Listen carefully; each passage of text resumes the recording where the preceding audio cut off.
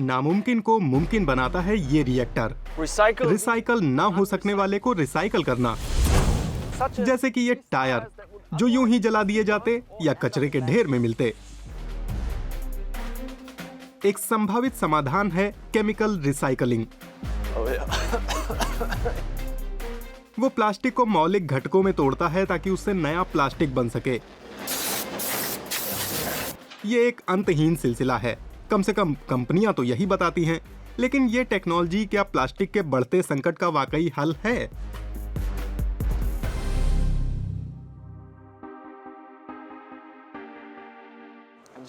आमतौर पर हम जमा करते हैं, छांटते हैं और छांटते ही रहते हैं।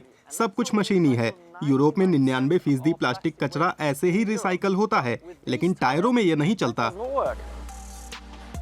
रिसाइकल हुआ रबर कुछ ही चीजों में इस्तेमाल हो सकता है, जैसे कि रेस ट्रैक्स बनाने में, और दुनिया को ये बहुत सारे चाहिए। लेकिन टायरों की भरमार है, लिहाजा रिसाइकल करने के बजाय उन्हें बस जला दिया जाता है।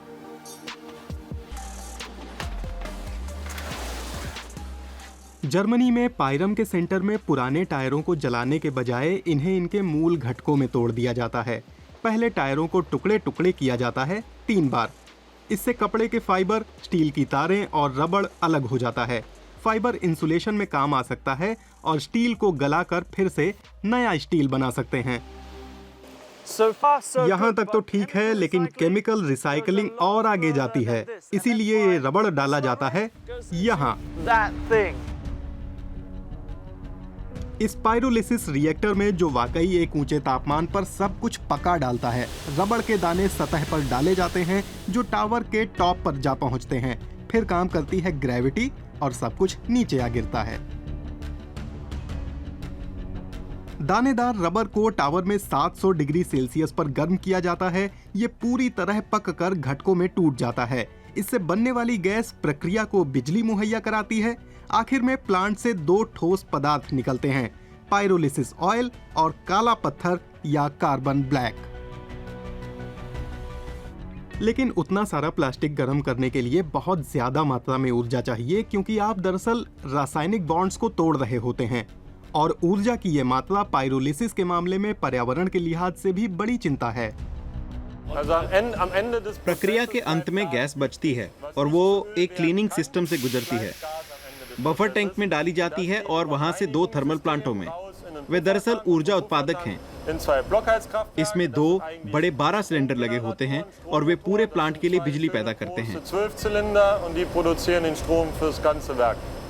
पूरे प्लांट के लिए इतनी ऊर्जा खपत वाली प्रक्रिया होने के बावजूद ये पूरी तरह ऊर्जा आत्मनिर्भर है। हाँ, जबकि इसे इतनी ऊर्जा खपत वाला माना जाता है। इसका मतलब पायरम की ऊर्जा बहाली प्रक्रिया 300 घरों को पूरे साल गर्म रखने के लिए पर्याप्त ऊर्जा पैदा कर रही है। पायरोलिसिस की ये अवधारणा फिलहाल केमिकल रिसाइकलिंग का सबसे लोकप्रिय तरीका है।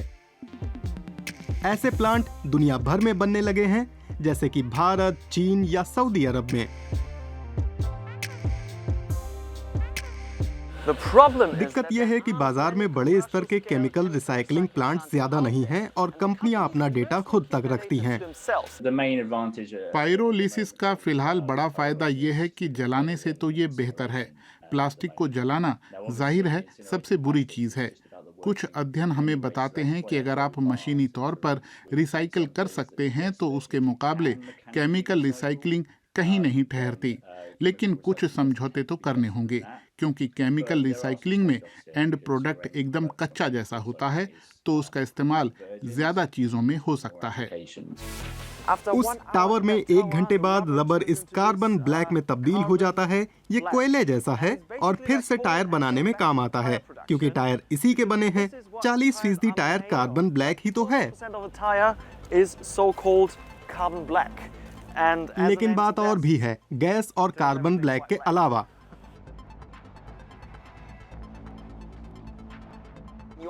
आपको ये भी मिलता है पायरोलिसिस ऑयल। ये कच्चे तेल जैसा होता है और सूंघने पर गैसोलीन जैसी गंध देता है। लेकिन आप इससे किसी भी किस्म का प्लास्टिक बना सकते हैं, बस थोड़ी और प्रोसेसिंग की दरकार है। मशीनी तौर पर रिसाइकल ना होने वाली चीज रासायनिक ढंग से रिसाइकल की जा सकती है। इससे कुछ वर्जिन कच्चे तेल की बचत होती है, लेकिन प्लास्टिक संकट के लिहाज से इसका क्या मतलब है? यूरोप को देखें, 2020 में यहाँ करीब 3 करोड़ टन प्लास्टिक कचरा जमा किया गया। उसमें से करीब 35% रिसाइकल हुआ, 23% कचरे के ढेर में गया और 42% लगा एनर्जी की रिकवरी में। एनर्जी रिकवरी में खर्च होने वाला करीब 80 लाख टन प्लास्टिक रासायनिक रूप से रिसाइकल किया जा सकता है, वो भी अकेले यूरोप में। टेक्नोलॉजी की बात समझ में तो आती है, क्योंकि ये उन चीजों को रिसाइकल कर सकती है जो कि वैसे रिसाइकल नहीं हो पाती, और पर्यावरण के लिए ये बेहतर है। प्लास्टिक को जलाने की तुलना में ये कुछ भी नहीं, मतलब जला डालने से तो हर चीज बेहतर है।